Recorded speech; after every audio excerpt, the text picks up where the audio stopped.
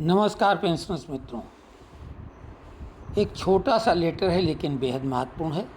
हमारे group admin Mahendra Saxena ji ने ये प्रेषित किया है। लेटेस्ट लेटर है 18 जून 2025 का और ये पेंशन से संबंधित है। क्योंकि कुछ गलत फहमियाँ लोगों में हैं तो वो जानकारी अपडेट करने के लिए ये department of pension and pensioners welfare ने जारी किया है।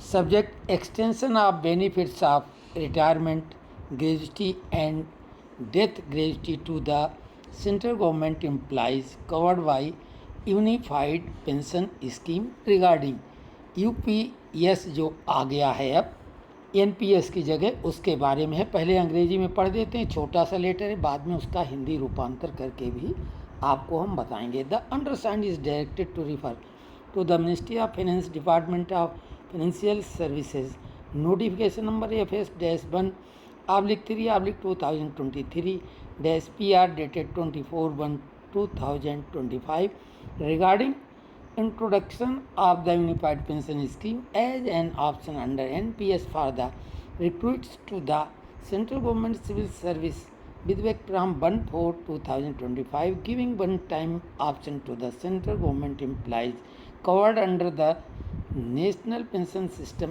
NPS for inclusion under the Unified Pension Scheme. 2. Accordingly, it is clarified that the Central Government employees covered by Unified Pension Scheme shall be eligible for benefit of retirement gratuity and death gratuity under the provisions of the Central Civil Service Payment of Gratuity under National Pension System Rules 2021. 3. This issues in consultation with Ministry of Finance, Department of Expenditure, wide ID note number 1(18/EV 2024 dated 3/6/2025 insofar as the persons serving in the Indian Audit and Accounts Department are concerned. These orders are issued in consultation with Comptroller and Auditor General of India as mandated under Article 148(5) of the Constitution of India. Dhruv Jyoti Sengupta, joint secretary to the government of India.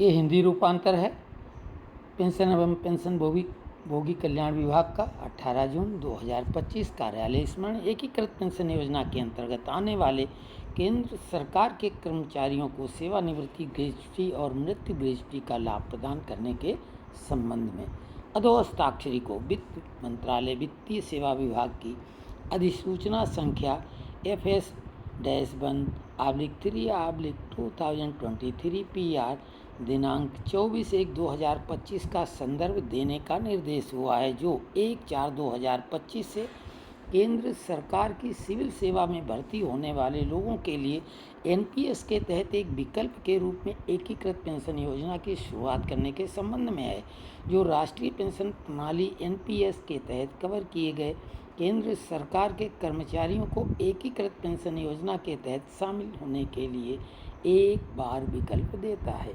तदनुसार ये स्पष्ट किया जाता है कि एकीकृत pension योजना के अंतर्गत आने वाले केंद्र सरकार के कर्मचारी केंद्रीय सिविल सेवा राष्ट्रीय पेंशन प्रणाली के तहत ग्रेच्युटी का भुगतान नियम 2021 के प्रावधानों के तहत सेवानिवृत्ति ग्रेच्युटी और मृत्यु ग्रेच्युटी के लाभ के लिए पात्र होंगे। इसे वित्त मंत्रालय व्यय विभाग के परामर्श से ID नोट संख्या 1(18) EV 2024 दिनांक 3/6/2025 के अनुसार जारी किया जा रहा है।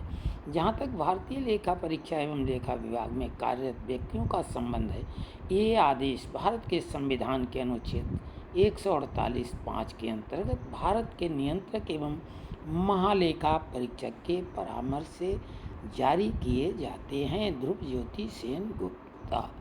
तो ये जानकारी कैसी लगी कमेंट्स में लिखें, और कोई भी जानकारी होगी इसी तरह से देते रहेंगे, और ग्रुप ज्वाइन कर लें तो ये जानकारी स्वतः आपको मिलती रहे।